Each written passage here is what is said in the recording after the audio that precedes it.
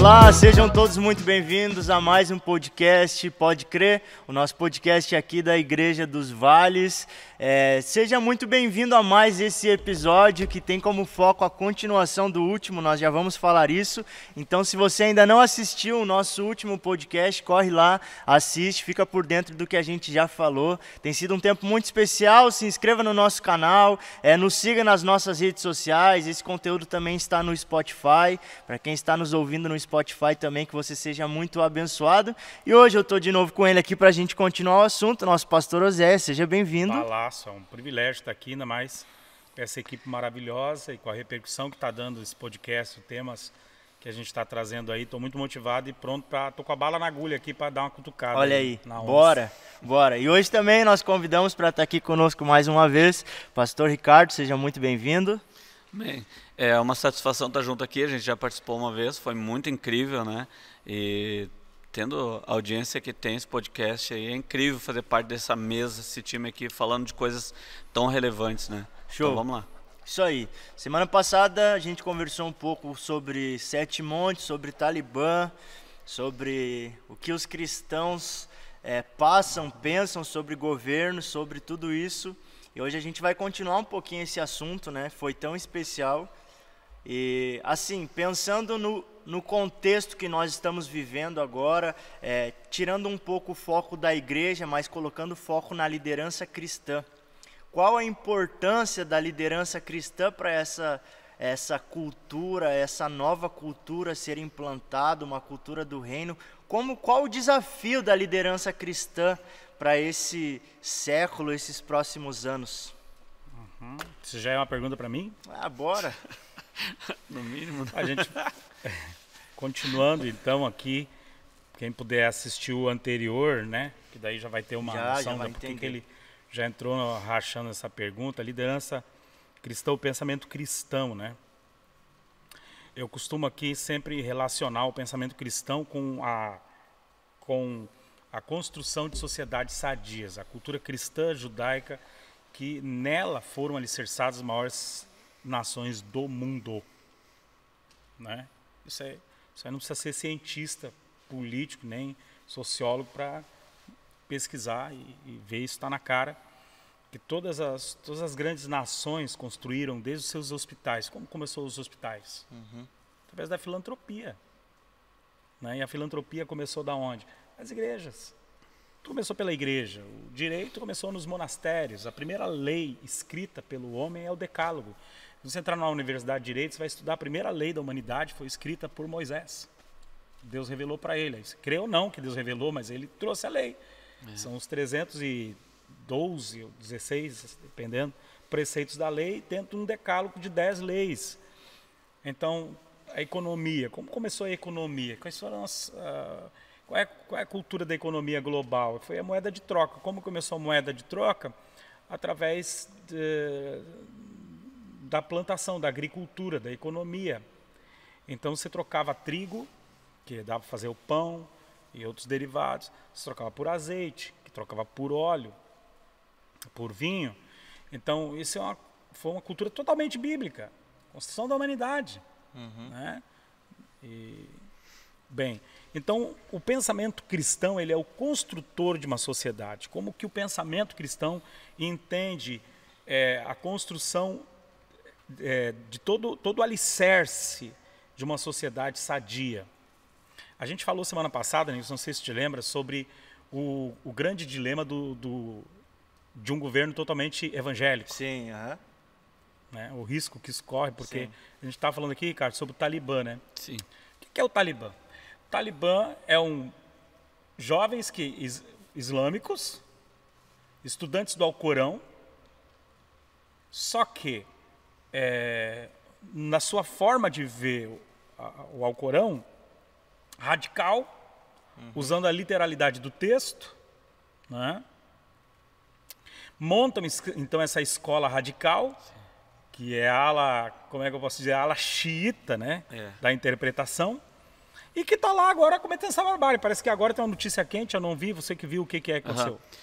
Hoje um homem-bomba, né, se explodiu, feriu 50 pessoas, 13 mortos e 4 são fuzileiros navais. Esse é o resultado de uma pessoa que se explodiu, né, radicalismo, né.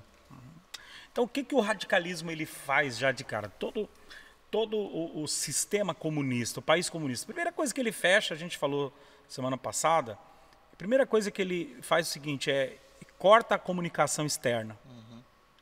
E condiciona a comunicação interna com uma fonte exclusiva do governo dominante. Corta a comunicação. Segunda coisa que ele faz, além de cortar a comunicação, porque o conhecimento te expande, ninguém é tão livre, quanto a liberdade que a educação pode lhe trazer. O conhecimento é que abre a janela para o mundo, né? Verdade. Tá. Então, segunda coisa que ele faz, ele mexe, se ele mexeu nas mídias, comunicação, fala, poder da fala. Tá? Ele mexe na cultura. Quando ele mexe na cultura, daí ele mexe na expressão de paixão de uma nação, de uma cultura, de um povo, de uma tribo.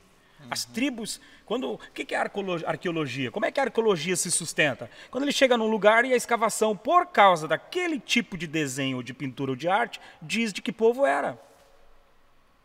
Quando você pega um país social, por que aconteceu com as artes? Por que nós não temos mais hoje uma geração que ama Michelangelo, Leonardo da Vinci e tantos outros pintores que aí não temos a cultura de relacionar um nome? Por quê? Porque nessa época a arte era valorizada como uma expressão íntima da alma do artista. E você tinha que olhar e ver o quê? Os traços. Como é que se identifica uma arte verdadeira da falsa? Pelo jeito do traço, a cor, a textura, a pigmentação. São micropontos de análise. E a arte, quando um governo socialista, comunista, assume um país, qual é? É botar um cara nu numa associação pública, desfilando com uma mulher nua e umas crianças mexendo no órgão sexual. Isso é uma expressão de arte, de um modelo liberalista que destrói agora o terceiro ponto, que é o quê? A família. É verdade. Desconstrução da família. Então, olha como eu vou desconstruindo a cidade, como que um líder, como que o cristianismo deve se mover nisso. Então, pegando o Talibã lá, o que o Talibã faz? A primeira coisa que ele vai é contra a mulher. Tem até uma foto na internet, não sei se é fake, né? Porque tudo meio... Que tem um cara tomando banho com a criança e uma mulher de burca na beira da praia. Só os olhinhos de fora. Sim. Eu vi essa foto. Se aquilo ali é real, mas é mais ou menos isso, né? Aí agora saiu mais uma, que as mulheres não podem nem mais sair para a rua, que elas estão correndo risco de vida pelos próprios soldados, tanto os que estão contra o Talibã, os a favores, porque são despreparados. Ou seja, eles estão inventando teorias para que a mulher perca cada vez mais autonomia na cidade, onde eles estão, no país. Então agora as mulheres estão se tornando escravas dentro do próprio país. E elas estão sendo violentadas também, né? Aí Meninas. Tu vai mexendo em tudo. Tu vai numa escola, por exemplo, tu vai pegar de cada 20 professores, 18 são mulheres. 15, digamos, são mulheres, né? Então, quando tu acaba com a mulher, tu acaba com o quê? A mulher na sociedade, o ser pensante na sociedade, né? Que é a mulher que adquiriu tantos direitos. Isso é direito trabalhista desde a Revolução Industrial. Nossa, uma classe, né? Que lutou muito pelos seus direitos, para a sua inserção, direito a voto. Não é? Tem a história lá do apartheid, daquela senhora que se negou dar o banco da frente do ônibus por causa da cor da sua pele, ela automaticamente tinha que ser mandada para trás, né? Luther King disse, Mandela disse, né, Quando foi obrigado a sentar, não, Luther King, quando foi obrigado a sentar no banco de trás, ele disse assim, eu vou com o meu corpo, mas um dia os meus olhos estarão onde minha alma ficou. Mais ou menos assim, né? Que ela se negou e foi presa por causa disso, torturada, né? Essa história toda. A mulher está incluída em tudo isso aí. Então, quando esses governos xiitas, porque eu estava falando sobre um governo terrivelmente evangélico, esse é o caos. Isso é o caos. Radicalismo no evangelho. É o caos, porque assim, Ricardo, você interpreta o evangelho que te permite estar aí com essa barba. Sim.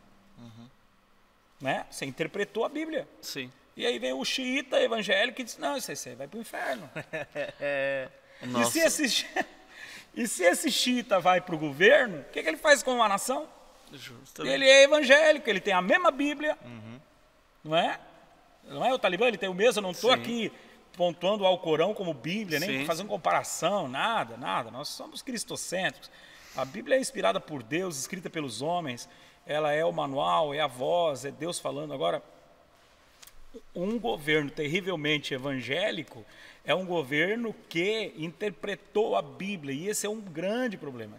Então, uma coisa é ser evangélico, outra coisa é ter um pensamento conservador. Por que a maioria das leis, a liberação total do aborto, da maconha, das drogas, o Fernando Henrique é a favor disso, liberação das drogas, né? Por que não passa no Congresso? Não passa, não é por causa dos evangélicos. Nós não temos no governo federal, no deputados federais, o suficiente para barrar isso, evangélico. Não. É porque tem deputados conservadores, que valorizam a família, sabe, o poder, né, da criação correta dos filhos. Qual é a grande... Agora, entrando aqui, mais um pouquinho nos 7 montes. Você vai me cortando aí. Não, bora. Qual é a grande luta dos pais hoje, Nicolas? Ricardo, você tem 3 filhos, né? Qual é a grande luta dos pais hoje? É a corrida atrás das escolas conservadoras. Mas é por quê? Por que para entrar na escola adventista, por exemplo, você tem que entrar numa fila? Sim. Se você chegar lá não pode pintar a unha, menino não pinta a unha. Sabia? Escola adventista. Não vai com unha pintada, não pode usar brinco. A menina, calça apertada não vai usar. Se for um abrigo tem que ser soltinho, abrigo da escola. E eu não sei quanto por cento, que daí nunca perguntei, mas a guerra de muitos pais que não vão nessa igreja e que nem concordam que a filha tem que tirar, bota a filha lá. E a menina vai suportar. Por que eles estão fazendo isso? Porque é um caos na sociedade, os pais querem proteger os filhos. Porque você chega numa universidade federal, quem domina a universidade federal no Brasil? Então, da onde surgiram os professores no Brasil? Das universidades federais, a maioria. Universidade federal. E esses caras vêm com uma mentalidade completamente socialista. O socialismo fez mal em todos os países do mundo. Um país socialista que dê certo, eu queria que pontuasse aqui alguém no comentário. É um país socialista que deu certo. Cuba, deu certo. Por que nenhum americano vai para Cuba? Por que nenhum brasileiro está nadando para Cuba aqui? Sim. Deu certo? Qual outro? É o Japão, deu certo, socialismo? Por que os caras estão lá pedindo SOS, que não tem comunicação nem para fazer vídeos, mandar, e o Pyong, na Xanga lá, vai lá e vai matar o cara, matou o próprio irmão, né? Segundo se sabe lá, parente. Né? Então, como que o pensamento cristão pode coibir, e tem e deve ser esse pensamento? E vocês têm uma pergunta dentro disso aí que eu quero entrar aqui e falar um pouquinho, até anotei, sobre o plano PIS. Não, bora. Você pode entrar também aí na área, que o plano PIS, ele é um plano desenvolvido pela Rick Warren, da igreja de Salt Lake, nos Estados Unidos, que ele fala, ele trata sobre as 5 questões globais. Plano PIS, então é um acróstico, cada letra dessa aqui é um acróstico. PIS, não, o P é de plantar igrejas, que é o vazio espiritual, são os 5 cânceres do mundo. Então, vazio espiritual, liderança egocêntrica, pobreza, doença e analfabetização. Então, ele cria o plano PIS, que é o P de plantar igrejas, que é o vazio, né? Vazio espiritual, o E do PIS, que é PAC, né? De equipar líderes, o A de ajuda os pobres para o combate à pobreza, o C de cuidar doentes, que é da doença, e o E de educar a próxima geração, que é o analfabetismo. Sabe como é que ele faz isso? Igrejas associadas, parcerias associadas vão para a Etiópia, por exemplo, e chegam lá e levam, por exemplo, um gestor para ensinar a gestão de recursos na própria cidade, ensinando as pessoas a não só criação de recursos, como gestão de renda familiar. Não é pregado o nome de Jesus nessa. Não chegam lá dizendo, Jesus vai mudar a tua vida financeira. Não, eles ensinam a plantar, colher e fazer gestão do dinheiro. Então isso não é uma coisa que está, assim, que supostamente possa existir. Não, já acontecendo em vários países. Se você entrar lá no planopis.org lá, você vê nações que foram transformadas. Por exemplo, lá de Salt Lake levaram o prefeito, que assumiu a prefeitura e ensinou a fazer gestão para o prefeito. E a história do país mudou. Uau. Você pode ver lá, tem várias... equipar líderes. Então, levado para lá líderes de negócios, homens de negócio, liderança em várias áreas, e o prefeito, junto com a cidade, convoca líderes para serem capacitados, não só líderes para igrejas. Tá? Porque o P é de plantar igrejas, está falando do vazio espiritual. Mas o E de equipar líderes não é só líderes para as igrejas, é líderes sociais, de combate à pobreza, à miséria, à fome, à enfermidade, liderança. É levado, então, empresários para falar, como eu te disse, de criação de novas... É o que você está fazendo ali, por exemplo. Sim. Ensinando... como é que funciona ali? Ali a gente está levando atos de bondade, na verdade, né? A gente prega Jesus, mas depois a gente primeiro ensina elas, chama elas para dentro de um espaço, que é a base, a gente tem como a igreja como base, né, dessa operação. Então a gente está ensinando elas a fazer, agora o último curso foi de design de sobrancelha. Então elas tiveram todo o curso, todo o treinamento com uma pessoa. Demais. E aí agora, no dia 5, elas vão e elas trazem uma amiga para fazer a qualificação delas. Então a modelo, né, ela fez a aula e agora ela traz uma amiga para fazer, isso, e já vai ganhar o certificado. Mas a ideia dela. é que ela fomente renda, é isso? Fomente renda. Tem uma profissão. O que a gente está trazendo é uma transformação social através de uma mobilização de pessoas da igreja, né, equipando líderes, mas o que a gente está fazendo é trazendo uma dignidade para elas, porque o que elas entendem hoje na vida delas é que a única forma que elas podem ganhar dinheiro e gerar renda para a família delas é puxando uma carretinha de reciclagem. É reciclagem. Né? Isso aí. Não, e um grande detalhe aqui, que eu já sei que foi feito lá também, que isso precisa ficar muito claro, que é o seguinte: a reciclagem, ela não dá um mau dinheiro. Não dá não. Se a pessoa trabalhar mesmo, pegar direitinho, trabalhar, o problema é a crença de que aquilo ali é um serviço ruim, então o dinheiro é ruim e ele vai rápido. Muito rápido. Então tem um problema de gestão também. Tem. Grande, porque elas dizem assim que em uma volta que elas dão é R$60. Não, é dinheiro. Tem uns que tira 250 pau por dia. Sim. Caramba. Uma menina, no dia que a gente estava refazendo a casa lá. O David me olhou com os olhos regalados. Já vai largar. Abandonou. Não estou dizendo que é fácil, é dura essa batalha. Não, é difícil. É humilhante. Mas uma menina lá de seus 12 anos, ela chegou lá meio-dia naquela casa que a gente está reformando lá. E ela chegou com R$45. Ela disse, olha, deixei 20 com a minha mãe e 25 eu tô aqui.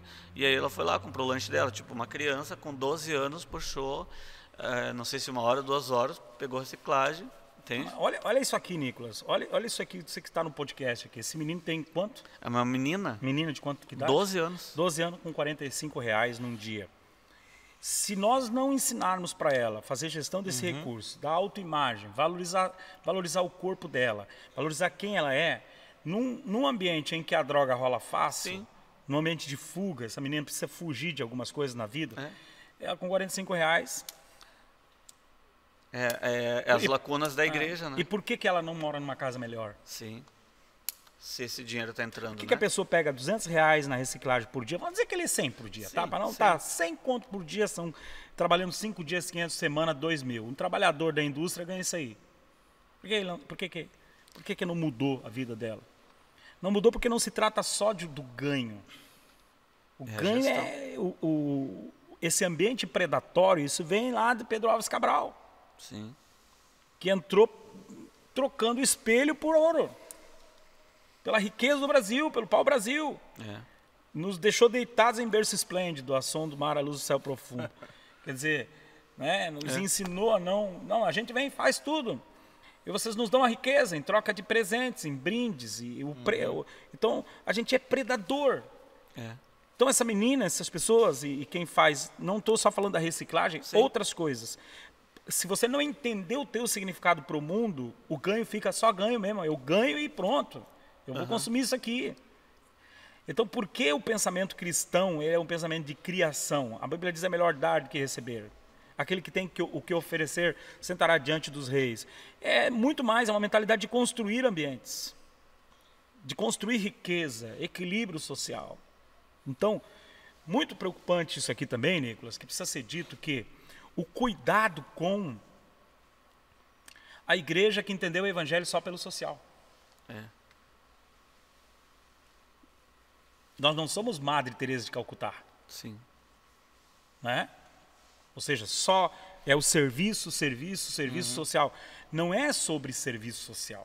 É sobre uma vida que tem um estilo de doação para o outro. É impactar a cidade, né?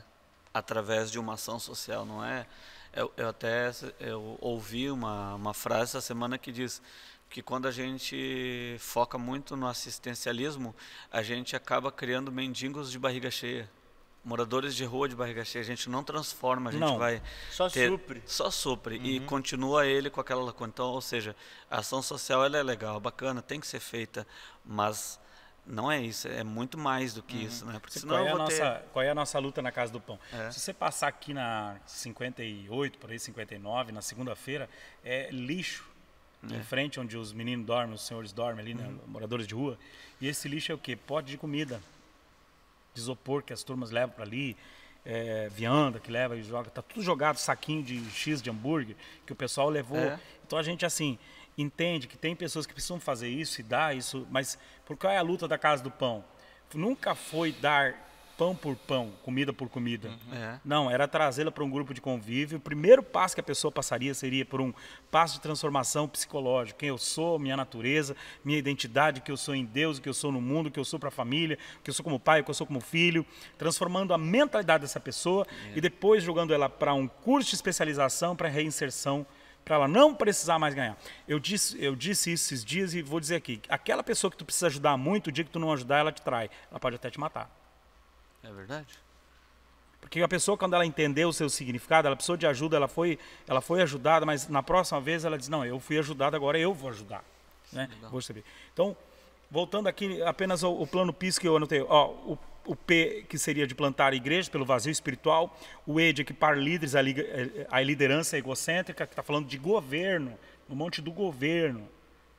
A mudança desse paradigma que para você trabalhar no governo. Quando estou falando de governo, está falando de forças armadas, é um poder paralelo. Executivo, legislativo, judiciário, são poderes. Sim. Tá? Como trazer essa mentalidade. Ajuda os pobres, que é a questão da pobreza, trazendo equilíbrio. Então o Plano PIS leva para essa nação especialistas em como fazer a mão de obra se tornar recurso e como administrar o recurso. Legal. Fazendo gestão financeira do lar. Cuidar dos doentes. Gestão bem feita de hospitais. Tá? O mundo está podre, está doente. A gente está saindo de uma pandemia agora. E qual é a outra que vem? Se foi laboratório, se não foi, se é uma guerra biológica, se não é. Agora, o importante é que o mundo está doente. A depressão está matando mais gente que qualquer vírus. Qualquer vírus. O C de cuidar de doentes e E de educação, educando a próxima geração, que incrivelmente é analfabeta. Analfabeta. Você pegar um menino hoje formado em primeiro grau, ele não sabe nada. Ele não sabe nada de história, ele não sabe nada de geografia, ele não sabe nada de matemática, ele não entende nada do Brasil, ele não entende por que o brasileiro é brasileiro, como foi conquistado o Brasil, se ele está no seu estado aqui, no caso do Sul, ele não sabe nada das revoluções do Rio Grande do Sul, por que ele é um gaúcho. Mas ele passou por isso. Então o analfabetismo, o analfabeto não é aquele que não teve estudo, o analfabeto é aquele que estudou, mas não aprendeu. Então, eles chegam nessas cidades, e nós aqui fomos convidados, se não me engano, a nossa cidade, porque daí deu a pandemia, seria o Quênia, de irmos para lá e fazer parte desse plano PISA aí. Largou toda a informação que tinha. Continua. Não, a gente está entendendo essa questão, como um cristão deve pensar. A liderança cristã é isso, é essa revolução. A gente falou um pouco disso semana passada, falamos sobre essa questão da fome, de alimentar, mas é esse novo significado, isso é tão profundo. Porque não é sobre só assistência, que quando você pegar o texto de Jesus dizendo, eu tive fome, deu de comer, fome deste de comer, nu me vestiu, preso me visitou, estrangeiro me tratou bem. Quando fizeste isso, fizeste a mim. Ele está falando de um lado do evangelho. Quando ele manda Pedro pescar lá a moeda, ele diz, o que tem aí? Tem o rosto de César. Então ele diz, dá para César o que é de César, de Deus o que é de Deus. Não é só assistencialismo. Ele não está dizendo que o céu é para as pessoas boazinhas. Não, você pode ser muito boazinha, mas aquele que não for por Jesus, o evangelho é salvação. Então Jesus, quando abre o rolo de Jeremias, na verdade ele ganha na mão de Jeremias, Isaías, o rolo de Isaías, quando ele vai para o templo, e ele diz, o Espírito está sobre mim, do Senhor, porque me ungiu para pregar boas notícias aos pobres. Nunca foi projeto de Deus a pobreza. A palavra pobreza, o significado literal é falta de produção. Não produzir. Então nunca foi. Eu vim libertar os cativos, mas era só para os presidiários? Não, era o tipo eu vim libertar os cativos significa, eu vou ensinar vocês a caminhar mais uma milha, dê mais do que as pessoas te pedem. Quando você estiver numa empresa recebendo salário, faça além da medida da retribuição. Libertar o cativo do cativo desse sistema consumista também, Ricardo. Também. Entende? Eu estou preso. Né? Libertar os cativos que ele veio fazer, libertar os cativos, botar em liberdade os cativos, não está falando da prisão. O cara cometeu um erro, ele vai cumprir. Não é isso. Não é sobre isso que ele está falando. Ele está falando de uma mentalidade diferente, de rei. A Bíblia diz que o céu e a terra estremecem quando o escravo reina. A mentalidade do arrevanjo. Então, quando ele falou, te bater de um lado, só pode bater de um lado. Vira o outro para ver se ele vai te bater, então. Não é? Se ele te obrigar a caminhar uma milha, caminha duas. Caminhe sempre a mais, estique mais a corda, faça mais. Surpreenda as pessoas, não pela escassez, e sim pela abundância. Então, liberdade dos cativos. Olha o que ele veio fazer. Agora, dar vista aos cegos. Mas então, o mundo estava dominado de cego? Sim.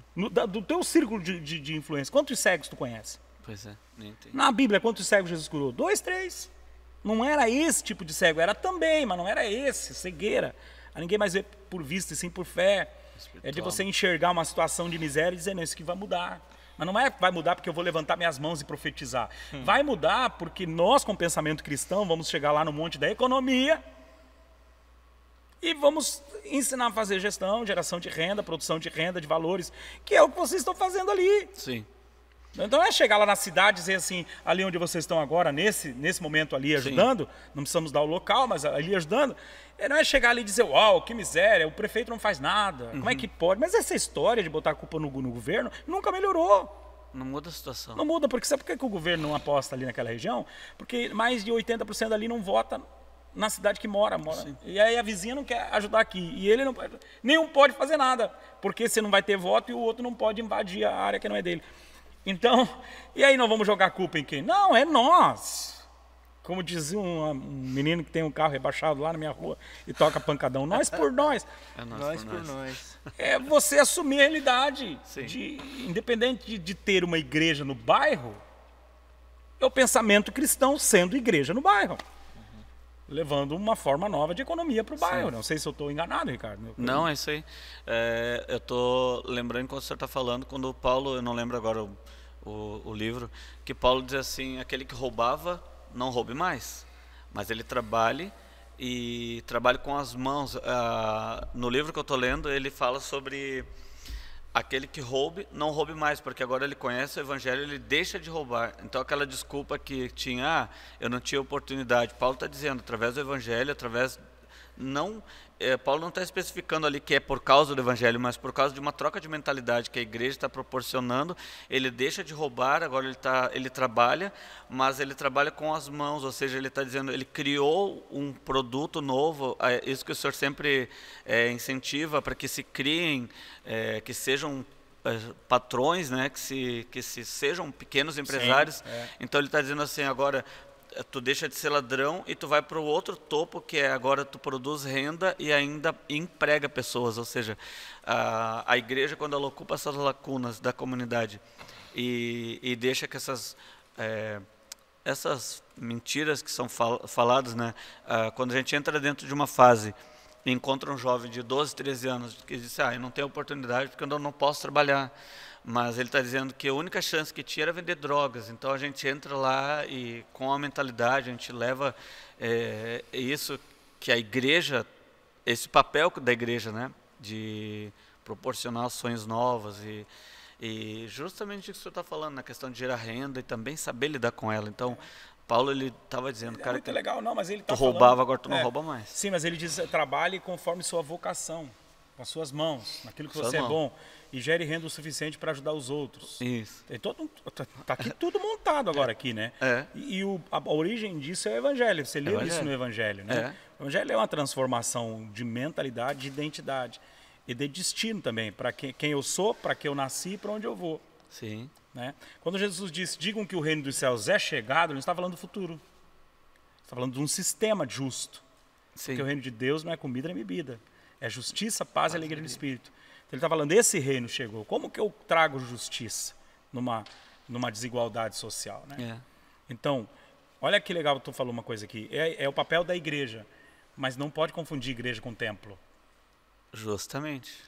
Justamente. O papel da igreja fora do templo, mas das pessoas que são igrejas. Sim. Né? Nossa. Exato. Porque se o teu templo é dirigido, coordenado por um pastor ou por um líder que não tem essa visão, você não vai deixar de servir o mundo porque você é igreja. Sim. Agora, se o pastor do templo, que comanda o templo, tem essa visão, aí é um gatilho superior, porque você tem toda a força da estrutura da igreja. Sim. E foi o que aconteceu comigo, né?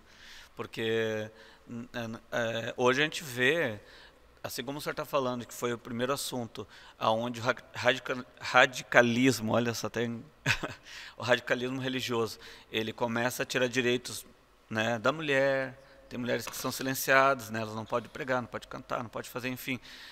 A gente tem uma liderança que nos apoia e entende esse movimento da igreja na rua, então nós entendemos claramente que, ontem na reunião, nós entendemos que todos nós somos evangelistas, existe uma base de missões, mas não é por causa, se eu não fizer, ninguém mais vai fazer. Existe um pensamento como igreja de evangelista, então eu posso fazer, posso ajudar e posso, né? Então, pode, é muito legal ao mesmo isso, tempo, é muito pode legal isso. ensinar as pessoas Muito legal. que o dom evangelístico, ele é um dom dado pelo Espírito, para alguns, que tem poder de impactar massas, mas também é um ID como ordenança da igreja. Como ordenança.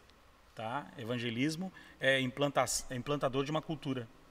Ele chega no lugar, ele evangeliza, ou seja, porque o que é? Vão e batizem as nações. Batizar as nações não é pegar uma piscina, levar no lombo e todo mundo que andar na rua vai ser batizado. Batizar a nação é levar Deus para tudo, em todas as áreas. Porque tinha aquela crença, entrou na política, desviou. Nossa, não, batize então um monte da política, do governo, né? Batizar não significa... Porque do original, daquele livro, do original o batismo era transformação, mudança, como eles até colocaram ali, né? Era como se colocasse um pepino na água quente para quebrar a primeira estrutura, a primeira camada, para que aí sim o evangelho pudesse entrar, ou seja, amolecer a casca. Esse era o batismo, o mais próximo que eles acharam, né, para o batismo. Então, assim, é muito legal isso. O evangelho entrando com essa forma, batizando as nações, transformando a mentalidade, quebrando as estruturas que existem e mostrando o poder do evangelho, né? Isso é muito legal. É como ver Nicarágua, por exemplo, Honduras, o grande avivamento de Nicarágua e Honduras, a polícia largou as armas, porque as cadeias esvaziaram. Uau. Não precisou mais, né? Grande avivamento na Colômbia, Quem conhece a história da Colômbia, morei na Colômbia, né? Meus pais missionaram na Colômbia. Depois da guerrilha de Pablo Escobar, todo mundo quis tomar as drogas, os cartéis de drogas, né? E chegou um ponto que a Colômbia virou exportador de segurança pública para o mundo. Boa. Por quê? Porque a história é linda, né? Os traficantes estavam indo para matar o outro traficante, erravam e quando viam, estavam no estacionamento das igrejas. As igrejas se uniram e começaram a orar. O povo se foi reunir nos templos, independente da denominação, e começaram a orar. E os traficantes começaram a errar o endereço do tráfico. Eita. E entravam na igreja e se convertiam. Uau. Essa história é maravilhosa, né? O grande avivamento da Colômbia, Honduras, Nicarágua, o avivamento de Toronto, o avivamento da Rua Azusa, que já é uma coisa muito mais atrás, né? Os grandes avivamentos, eles provocam arrependimento. E o arrependimento é uma mudança de mentalidade, por isso a expressão metanoia, né? Um pensamento mais elevado. Mas eu quero deixar um pouco aqui também, dizer assim, por que é importante o entendimento dos 7 montes? Por quê? Qual a educação que nós temos no país? A educação de Paulo Freire, que teve filhos e nenhum deles ele educou, porque ele diz o quê? Que o que destrói uma sociedade é a religião. E a religião apoia a família. Então a família é a desconstrução do poder. Então não deveria haver família, sim poder, governo. Quem deveria mandar e construir os seus filhos não seria a família, e sim o governo. Então ele ensina isso na escola. Quando ele ensina isso na escola, ele mina e destrói a célula, como diz meu pai, que é uma expressão mais coloquial, célula mater, ou a célula principal da construção de uma nação é a família. Quando você tira esse poder da família, você tira o poder de construção de uma nação sadia. E nos joga por classes, daí já não é mais família. Aí já é os homens e os seus direitos, as mulheres seus direitos, crianças seus direitos, o homossexual seus direitos, o negro, o branco, o asiático seus direitos, e distribui a nação por classes. Você cria sindicatos, monetiza os sindicatos, que passam a ter influência sobre grupos sociais. Então você só precisa do sindicato. Você paga o sindicato, e o sindicalista vive bem, cria um outro sistema paralelo de poder. Isso é incrível isso aqui. Você cria um sistema paralelo de poder, você banca esse sistema paralelo de poder que te perpetua no poder. Porque você dividiu a sociedade. A sociedade bíblica era o pai, a mãe, ou seja, o marido, mulher, sua prole. E aí é geracional, os avós. Nossa, todo mundo tem memória de avô, quem não tem é triste, eu tenho poucas. Os avós, os patriarcas, as matriarcas, a mama, não é? A vovó que fazia o arroz tal, a casinha onde nós moramos, onde nascemos na infância, tudo isso o socialismo ele quebra. Por que a igreja, o pensamento cristão, as pessoas que entenderam o reino dos céus precisam entrar nesse monte? Por que nós precisamos? Para mostrar um outro lado da educação, da pedagogia, de que eu posso ensinar o menino a honrar pai e mãe. Que eu posso ensinar o menino a não desonrar as autoridades.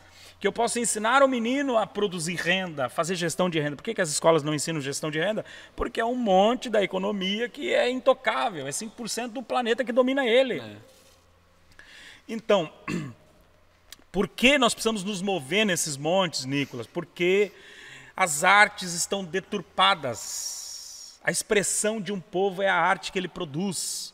Quando você mexe nisso, você acaba com a identidade de um povo. Todos nós nascemos com aptidões únicas. Quando você sucumbe essa aptidão e te joga numa linha de produção, você vira um robô. É a velha história do como é aquele, o palhaço, aquele que fez o primeiro filme sobre a Revolução Industrial, que tinha o chapéu... Chaplin.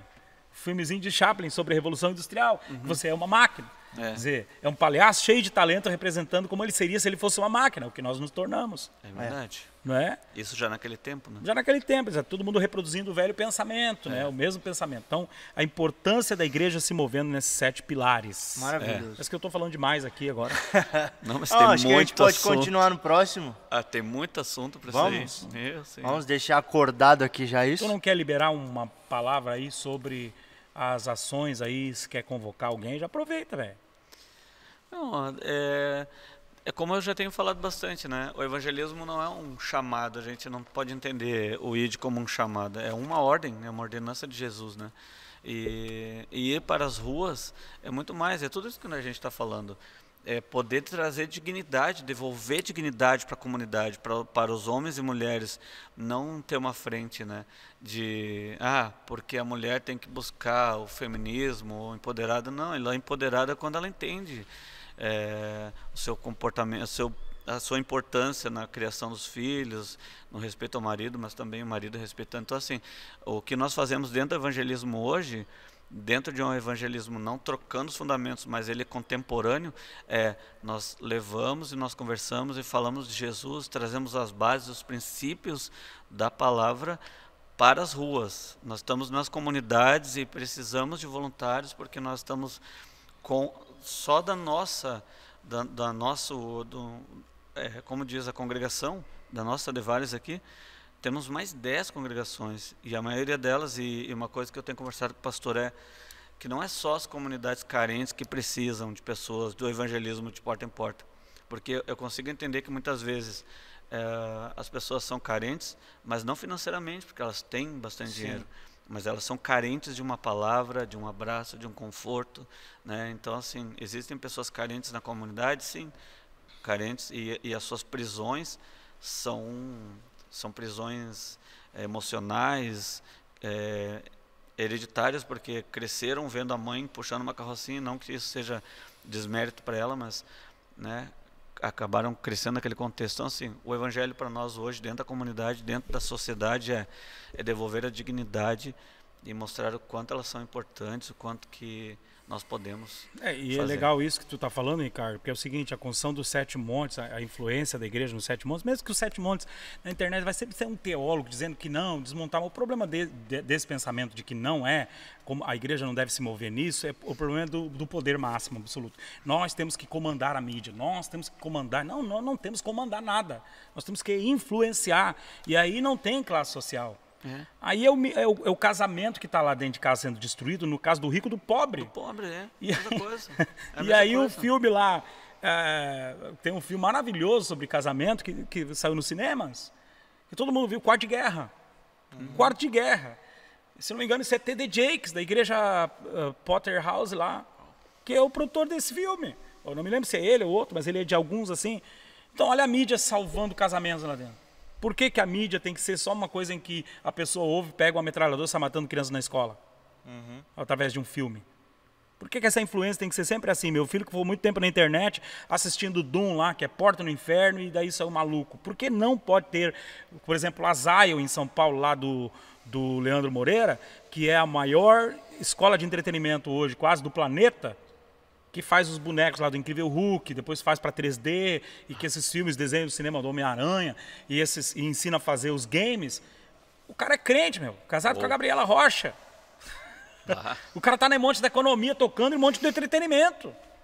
Jogando entretenimento sadio, fazendo uma outra versão das coisas, e ensinando uma geração inteira. Se esse cara, eu posso dizer que ele é um pastor no mercado do entretenimento. Com certeza, você pode bater em mim, me metralhar, fazer o que quiser, mas eu chamo do que eu quiser. Ele está pastoreando o entretenimento. E aí ele pegou quem? O menino lá da comunidade, para não, né, da comunidade, o mais pobre possível, mas está pegando o rico, que tem o game mais última geração, e o mais pobre que pegou o dele comprado com muito esforço, ganhou do primo, do tio, do coisa e remendou.